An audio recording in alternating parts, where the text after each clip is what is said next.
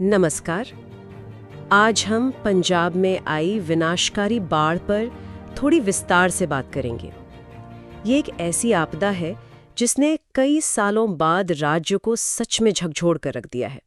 बिल्कुल 1988 के बाद ये सबसे भीषण बाढ़ मानी जा रही है। और ये सिर्फ एक आंकड़ा नहीं है, आप सोचिए, ये उस पीढ़ी के लिए एक दर्दनाक याद है जिसने शायद 1988 की तबाही झेली थी और अब वैसी ही स्थिति दोबारा देख रहे हैं।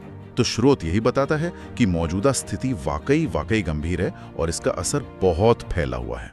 तो चलिए शुरू करते हैं इसी से कि ये तबाही कितनी फैली हुई है, कौन कौन से जिले हैं। स्रोत के मुताबिक पंजाब के 7 जिले हैं जो खास तौर पर चपेट में हैं। पठानकोट, गुरदासपुर, अमृतसर, तरनतारन, फाजिलका, कपूरथला का सुल्तानपुर लोधी वाला इलाका और होशियारपुर भी, ये 7 मुख्य हैं। 7 जिले। और ये असर कैसा है, मतलब मामूली है या? नहीं, मामूली बिल्कुल नहीं। इन जिलों के 250 से ज्यादा गांव पानी में पूरी तरह समा चुके हैं। जरा सोचिए, 250 गांव के गांव। 250। हाँ। और पानी का स्तर भी कोई कम नहीं है। कहीं 5 फुट तो कहीं तो 15 फुट तक पानी भरा हुआ बताया जा रहा है। घर, खेत, सब कुछ पानी के नीचे। 15 फीट, बाप रे। अच्छा, किन नदियों ने ये कहर बरपाया है? स्रोत में सतलुज और रावी का जिक्र है शायद। हाँ, प्रमुखता से सतलुज और रावी, ये नदियां अपने पूरे उफान पर हैं। लेकिन बात सिर्फ यहीं खत्म नहीं होती। घग्गर नदी का जलस्तर भी खतरनाक ढंग से बढ़ा है। अच्छा, घग्गर का भी? जी, बताया गया है कि चंडीगढ़ की जो सुखना लेक है उसके गेट खोलने पड़े और उसका पानी फिर घग्गर में गया और उसने आगे जाकर मोहाली, पटियाला और संगरूर जैसे जिलों में भी बाढ़ का खतरा बढ़ा दिया। तो ये दिखाता है कि कैसे एक जगह कुछ होता है तो उसका असर दूसरी जगहों पर सीधे पड़ता है। 37 साल बाद ऐसी स्थिति। आपको कुछ अंदाजा है 1988 में भी क्या हालात इतने ही बुरे थे? देखिए, 1988 की बाढ़ पंजाब के इतिहास में एक बहुत ही विनाशकारी घटना के तौर पर दर्ज है। उस समय भी सतलुज ने भारी तबाही मचाई थी। अब फिर से वैसी ही स्थिति पैदा होना, और खासकर अब जब हम जलवायु परिवर्तन की इतनी बात करते हैं तो ये वाकई एक गंभीर चिंता का विषय है। स्रोत में भी बार बार इस तुलना का जिक्र आता है। वो शायद इसी गंभीरता को बताने के लिए है। तो ये तो हुई बाढ़ के फैलाव की बात, नदियों के उफान की बात। लेकिन इन सब के बीच जो असल कहानी है वो उन लोगों की है जिनकी जिंदगियां एकदम से थम सी गई हैं। स्रोत में इसका काफी दर्दनाक चित्रण है। लोग बेघर हो गए हैं, उनकी जमा पूंजी, घर, फसलें सब पानी में बह गया। जी, मानवीय त्रासदी वाला पहलू ही सबसे ज्यादा परेशान करने वाला है। ट्रांसक्रिप्ट में बताया गया है कि लोग, आप कह सकते हैं, खानाबदोशों जैसा जीवन जीने को मजबूर हैं। सचमुच उनके पास सिर छुपाने की जगह तक नहीं बची है। और कुछ घटनाएं तो बिल्कुल दिल दहला देने वाली हैं। पठानकोट के कोलिया गांव का जिक्र है, जहां रावी नदी का तेज बहाव एक पूरे गुर्जर परिवार को ही बहा ले गया। हाँ, ये बेहद दुखद घटना है। एक बुजुर्ग महिला और उनके 3 छोटे पोते पोतियां वो नदी के बहाव की भेंट चढ़ गए। जानकारी के मुताबिक एक बच्ची का शव तो मिल गया है, लेकिन 2 बच्चे, जिनकी उम्र शायद 10 साल से भी कम बताई जा रही है, और उनकी दादी, उनका अभी तक कोई सुराग नहीं मिला है। ओहो। बचाव दल लगातार तलाश कर रहे हैं, पर जैसे जैसे समय बीत रहा है उम्मीदें कम होती जा रही हैं। बहुत दुखद है। बहुत ज्यादा। संगरूर के तुलावाला गांव की स्थिति भी वैसी ही चिंताजनक बताई गई है। वहां लगातार बारिश से कई कच्चे मकान ढह गए। हाँ, और एक परिवार के बच्चे मलबे के नीचे दब गए थे। उन्हें बड़ी मुश्किल से निकाला जा सका।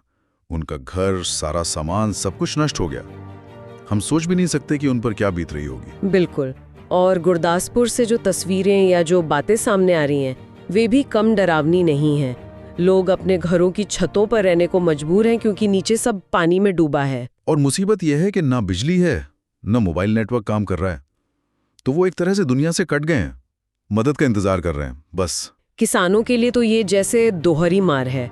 फसलें तो गई ही, पशुधन का भी भारी नुकसान हुआ है। स्रोत बता रहा है कि कई मवेशी या तो पानी में डूब गए या बह गए, लापता है। सही कहा आपने। खेती और पशुपालन पर जो परिवार निर्भर हैं उनके लिए तो ये बिल्कुल कमर तोड़ देने वाली स्थिति है। सही बात है। ये बाढ़ सिर्फ पानी का चढ़ना उतरना नहीं है, ये लोगों की जिंदगी भर की कमाई, उनके सपने, उनका भविष्य सब बहा ले जाती है। ये सिर्फ मकान नहीं डुबोती, ये लोगों की हिम्मत और उम्मीदों को भी डुबोने लगती है। और इस बाढ़ का असर पंजाब के सीमावर्ती इलाकों तक भी पहुंच गया है। फिरोजपुर में भारत पाकिस्तान सीमा पर जो हुसैनी वाला बॉर्डर है, वहां का जिक्र है कि पानी उस जगह तक पहुंच गया जहां रोज शाम रिट्रीट सेरेमनी होती है। हाँ, हुसैनी वाला में रिट्रीट सेरेमनी स्थल, मतलब वो जगह जहां रोज शाम को वो झंडा उतारने का इतना प्रभावशाली समारोह होता है, वो पानी में डूब गया है। इसके चलते समारोह को अस्थायी तौर पर रोकना पड़ा है। ये अपने आप में दिखाता है कि पानी का स्तर कितना ज्यादा है। तो इससे तो सीमा सुरक्षा बल यानी पीएसएफ को भी परेशानी हो रही होगी। निश्चित रूप से ट्रांसक्रिप्ट में बताया गया है कि भारत पाकिस्तान सीमा पर जो फेंसिंग लगी है, वो कंटीले तारों की बाड़, उसका एक बड़ा हिस्सा पानी में डूब गया है। तो बीएसएफ के जवानों को गश्त करने में, निगरानी रखने में जाहिर है भारी दिक्कतें आ रही हैं। तरन तारन के खेमकरन इलाके में तो स्थिति और भी गंभीर बताई गई है। वहां म्यावली गांव के पास फेंसिंग टूट गई है। ये तो काफी चिंता की बात है। जी हाँ। सेना और राष्ट्रीय आपदा प्रतिक्रिया बल यानी एनडीआरएफ की टीमें ही सबसे बड़ा सहारा होती है ना? बिल्कुल। स्रोत के अनुसार सेना और एनडीआरएफ के जवान दिन रात बचाव कार्यों में जुटे हुए हैं। वे नाव का इस्तेमाल कर रहे हैं और जहां जरूरत है वहां हेलीकॉप्टरों का भी इस्तेमाल करके फंसे हुए लोगों को सुरक्षित स्थानों पर पहुंचा रहे हैं और उन तक जरूरी सामान, खासकर राशन पहुंचाने की कोशिश कर रहे हैं। ये सुनकर थोड़ी तसल्ली होती है। और अच्छी बात ये है कि सेना और एनडीआरएफ के साथ साथ आम लोग भी मदद में जुटे हैं। यहाँ स्थानीय लोग ट्रैक्टरों से लोगों को निकाल रहे हैं, खाना पानी पहुंचा रहे हैं। हाँ, ये सामुदायिक एकजुटता का बहुत अच्छा उदाहरण है। स्रोत में कुछ स्थानीय लोगों के हवाले से ये बात भी कही गई है कि शायद कुछ अंदरूनी इलाकों में सरकारी मदद पहुंचने में थोड़ी देरी हुई, तो इसके चलते लोगों ने खुद ही एक दूसरे की मदद करनी शुरू कर दी। ये उनकी हिम्मत और जज्बे को दिखाता है। इस बीच राजनीतिक स्तर पर भी कुछ हलचल दिख रही है। सांसद, मंत्री, विधायक वगैरह प्रभावित इलाकों का दौरा कर रहे हैं। जी, मुख्यमंत्री भगवंत मान और विपक्ष के नेता प्रताप सिंह बाजवा दोनों ने ही अपने अपने विधायकों और मंत्रियों से अपील की है कि वो बाढ़ पीड़ितों की मदद के लिए अपनी एक महीने की तनख्वाह दान करें। ये एक अच्छी पहल है। और उद्योगपतियों से भी मदद की अपील की गई है। 1 ट्रक पशुओं का चारा फाजिल्का भेजे जाने का भी जिक्र है। ये उन किसानों के लिए थोड़ी राहत की बात हो सकती है जिनके मवेशी बच गए हैं, लेकिन उनके पास खिलाने को कुछ नहीं है। हाँ, और इस पूरी स्थिति में लोगों की प्राथमिकता क्या है, इसे स्रोत में दर्ज एक स्थानीय व्यक्ति के शब्दों से शायद सबसे अच्छे से समझा जा सकता है। उसने कहा, अब तो माल तो चलो, जो नुकसान हो गया, अब हमें खदशा है कहीं जानी नुकसान ना हो, तो सरकार तुरंत हरकत में आए। जान बचानी है, बाकी काम बात है। तो ये भावना इस समय सबसे ऊपर है कि पहले जिंदगी बचानी है। सही कहा। इस बाढ़ का एक सिरा, जैसा हमने शुरू में कहा, पड़ोसी राज्य हिमाचल प्रदेश से भी जुड़ता है। वहां जो भारी बारिश हो रही है, उसका सीधा असर पंजाब पर पड़ रहा है।